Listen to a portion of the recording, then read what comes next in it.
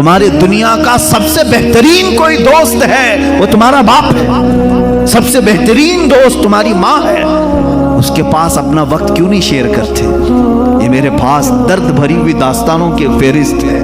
मैं बच्चों से कहता हूँ वक्त को गनीमत जानो मेरे अजीज बच्चों, जो अल्लाह ने तुम्हें माँ बाप की दौलत से नवाजा है ये दोबारा नहीं मिलते। एक बार इनका जनाजा निकल जाता है तो दुनिया में अंधेरा छा जाता है, फिर दोबारा बाप की जैसी कोई छत भी नहीं मिलती और माँ की जैसा कोई साया भी नहीं मिलता। ये याद रखना हमेशा। एक नौजवान को मैंने देखा था, वो बड़ा अय्याश तबीयत का था, माँ बेवा है, बहुत पहले ही शौहर का इंतकाल हो गया था, बच्चा सिर्फ 4 साल का था या छोटा सा था। जब से वो घरों के काम कर करके अपने बच्चे को पालती थी, जवान हुआ तो औबाशों की सोहबत में लग गया, बदमाशों की सोहबत में आ गया। माँ को अब इससे बड़ा धचका और क्या लगे। एक दिन आई थी मेरे पास रोते हुए, कहा गजब हो गया, जिंदगी ने पहले ही मेरे से शोहर की जुदाई, और मैंने ऐसे अय्याम काटे कि लोगों के जूठे बर्तन धोए इस उम्मीद पर कि एक बेटा है जवानी में, ये जब पहुंचेगा तो मेरे बुढ़ापे का सहारा होगा। लेकिन मुफ्ती साहब ऐसा हो गया कि मेरा बेटा बदमाशों की सोहबत में चला गया।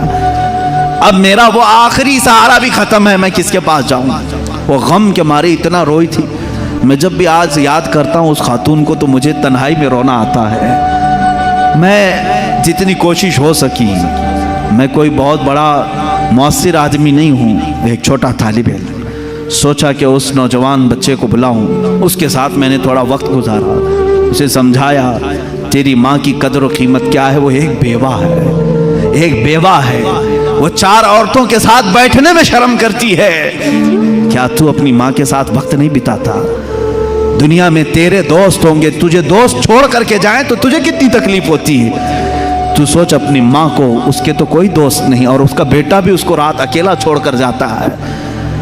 रोया मेरे पास, कहा कि हजरत मैं वादा करता हूँ अपनी माँ के लिए मैं काम करूँगा।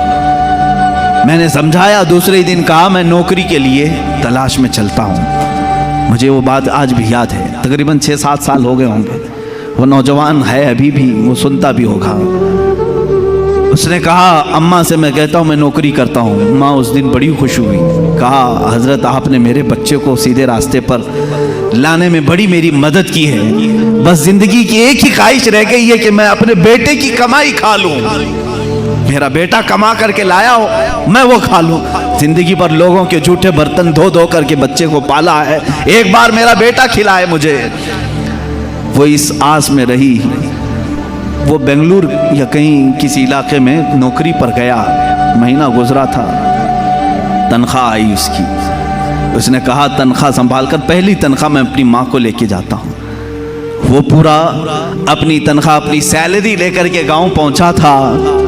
उसे पता ही नहीं था उसके घर के पास भीड़ जमा हुई थी। जब उसने देखा तो लोगों ने कहा कि तेरी माँ का रात में इंतकाल हो चुका। उसने वो पैसों का लिफाफा अपनी माँ के कदमों में रखा। आज तक जब कभी वो मिलता है तो फूट कर रोता है, कहता है मेरी माँ इसी आस में दुनिया से चली गई कि बेटे की एक कमाई खा लूँ। लेकिन मुझसे ज़्यादा बदनसीब कौन है इस दुनिया में जो माँ के कमाए हुए जूठे बर्तन को धोए हुए कमाई तो खा लिया, अपने हाथों का एक लुकमा में अपनी बेवा माँ को खिला नहीं सका।